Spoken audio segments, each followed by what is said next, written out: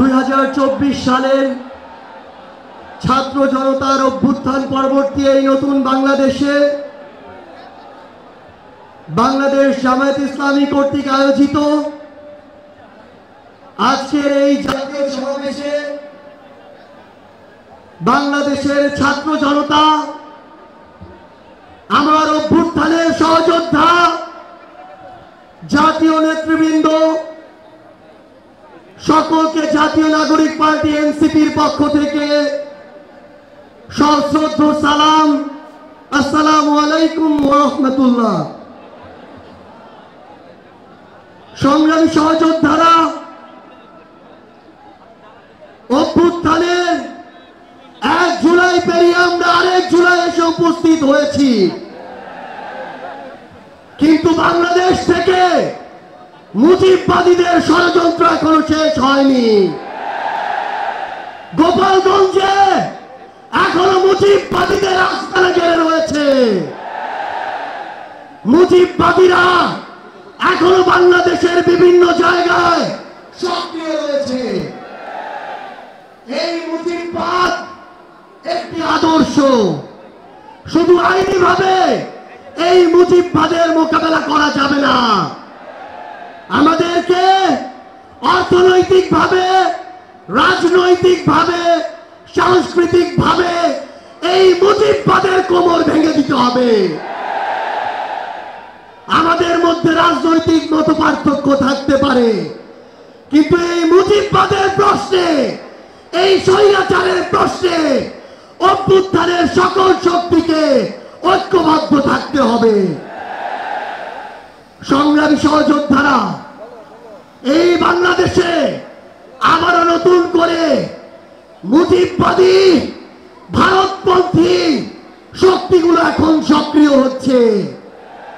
আমাদের মধ্যে মতপার্থক্য থাকতে পারে, কিন্তু এই বাংলাদেশে বাংলাদেশপন্থী ব্যতীত কোন দেশপন্থী, কোন ভারতপন্থী, কোন শক্তির আর জায়গা হবে না। সংগ্রামী সহযোদ্ধারা, এই বাংলাদেশে আর ভারতীয় আধিপত্যবাদের জায়গা হতে দেওয়া যাবে না।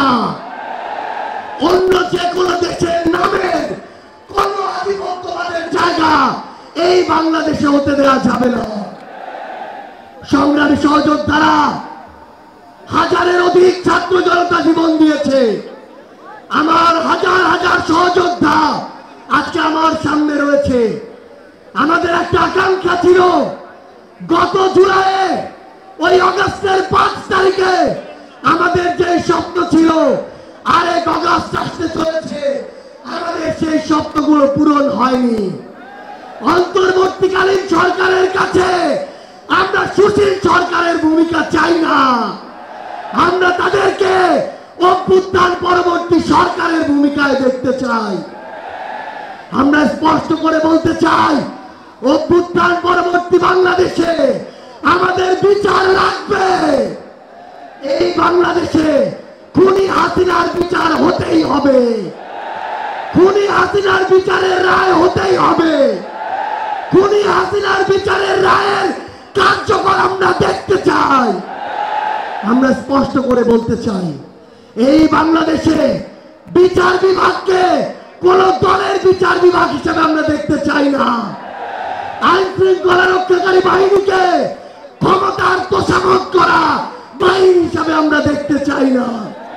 আমরা স্পষ্ট করে আপনাদেরকে বলি, 72-এর মুজিববাদী সংবিধানকে এক পাশে রেখে কোনদিন এই বাংলাদেশপন্থী বাংলাদেশ সম্ভব নয়।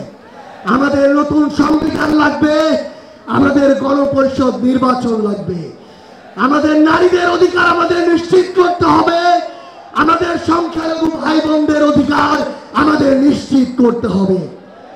আমরা 1947 সালের উপনিবেশ বিরোধী যে আকাঙ্ক্ষা, 71-এর স্বাধীনতার যে আকাঙ্ক্ষা, 24-এর মুক্তির যে আকাঙ্ক্ষা, সেই আকাঙ্ক্ষাকে ধারণ করে ঐক্যবদ্ধভাবে আমাদের আগামীর বাংলাদেশ গড়তে হবে।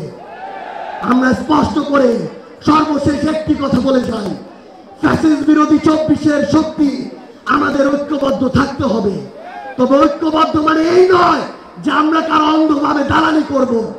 কেউ যদি চাঁদাবাজি করে আমরা সেটা মুখের উপরে বলবো, কেউ যদি সিন্ডিকেট চালায় আমরা সেটাও বলবো, কেউ যদি দখলদারিত্ব করে আমরা সেটাও বলবো।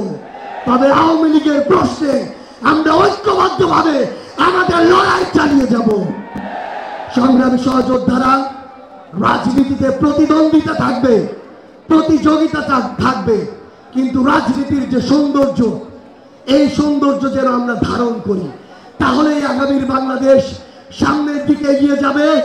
রাজনৈতিক প্রতিদ্বন্দ্বিতা যেন ব্যক্তি আক্রমণে কোনোদিন রূপ না নেয়। ইনশাআল্লাহ ফ্যাসিস্ট বিরোধী 24 শক্তি ঐক্যবদ্ধভাবে আমরা আগামীর বাংলাদেশ গড়ে তুলব। আপনাদের সাথে আমাদের আবার দেখা হবে লড়াইয়ের রাজপথে অথবা বিজয়ে।